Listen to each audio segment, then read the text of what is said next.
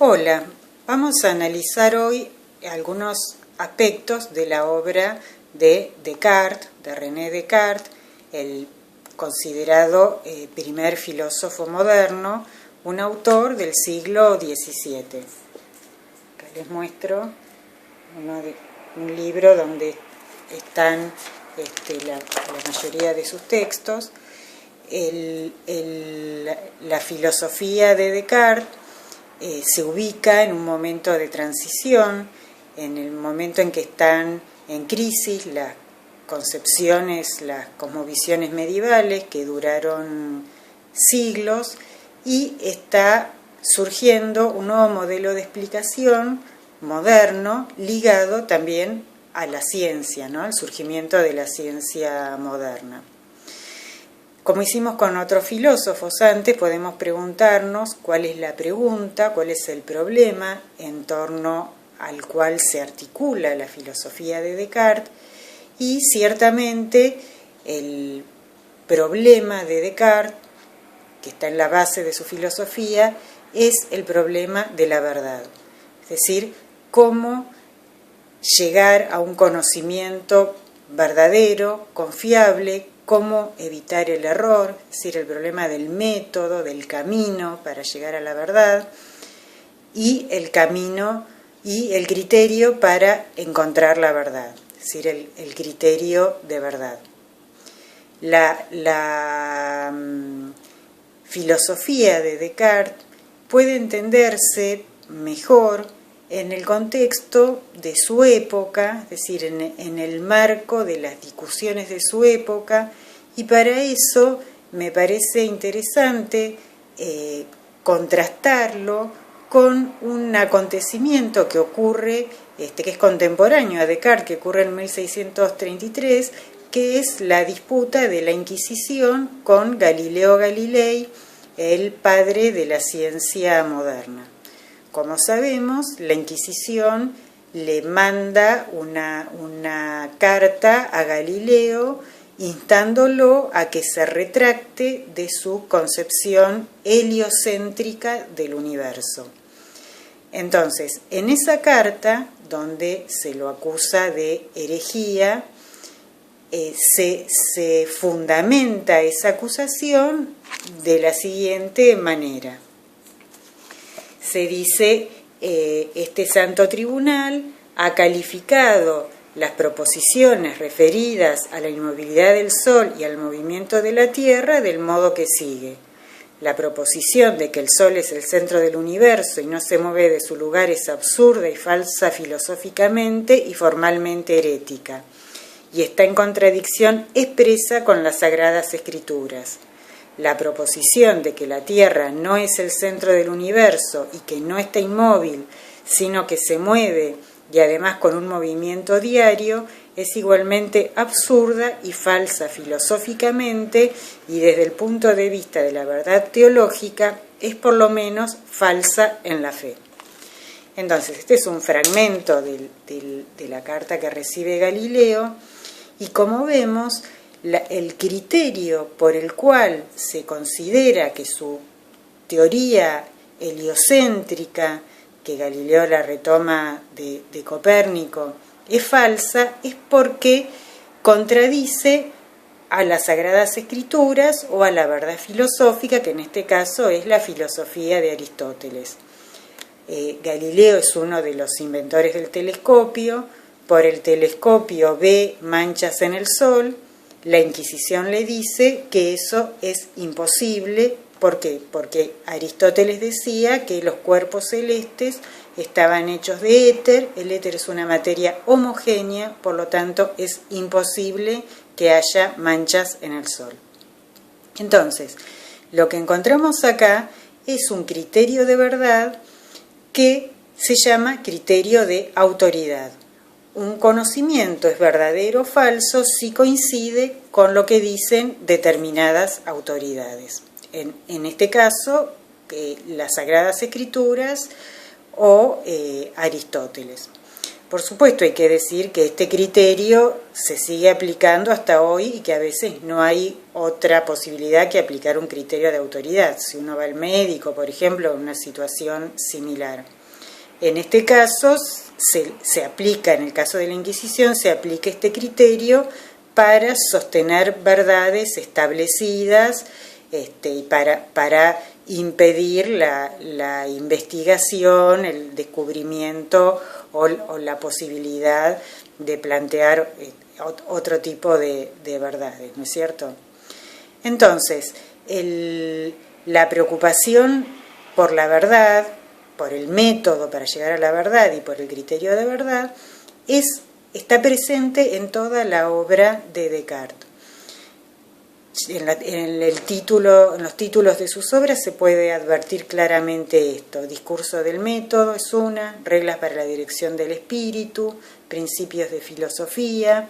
Es decir, el salvar al conocimiento del error, el encontrar la verdad, parece ser la preocupación central, ¿no? Es decir, buscar un fundamento de la filosofía a partir del cual se pueda reconstruirla.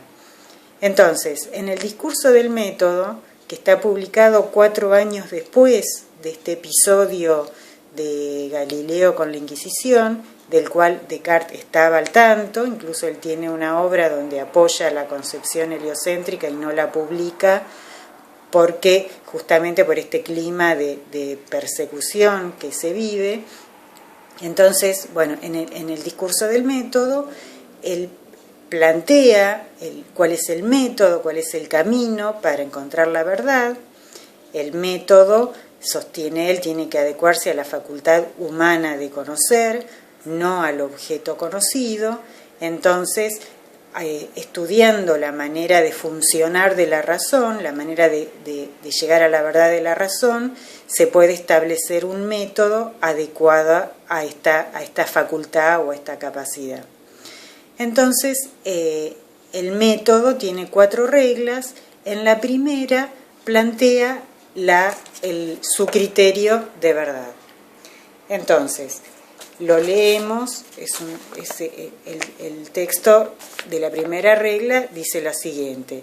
Dice: no recibir jamás ninguna cosa como verdadera que yo no la conociese como tal.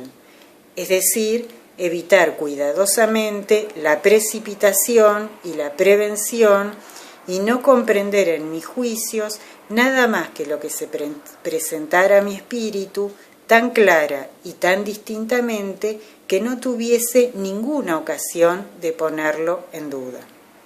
Entonces, vamos a analizar la formulación de esta primera regla, como les digo, contrastando con esta otra carta que es contemporánea casi a la escritura de este texto de Descartes, ¿no? Entonces Descartes dice: no recibir jamás ninguna cosa como verdadera que yo no la conociese como tal. Es decir, evitar cuidadosamente la precipitación. Es decir, acá cuando dice precipitación quiere decir apurarme a admitir algo como verdadero cuando no sé si lo es. Y la prevención. La prevención es el tener prejuicios. Es decir, el admitir como verdadero algo porque lo dice una autoridad o porque está socialmente establecido, etc. Entonces, evitar la precipitación y evitar la prevención. Esto contrasta directamente con el criterio de autoridad. Y luego agrega: no comprender en mis juicios nada más que lo que se presentara a mi espíritu tan clara y tan distintamente que no tuviese ninguna ocasión de ponerlo en duda. Entonces acá están las características de un conocimiento para ser verdadero. Estas características son que tiene que ser claro y distinto. Cuando Descartes se refiere a la claridad de un conocimiento, lo que sostiene es que ese conocimiento tiene que ser simple.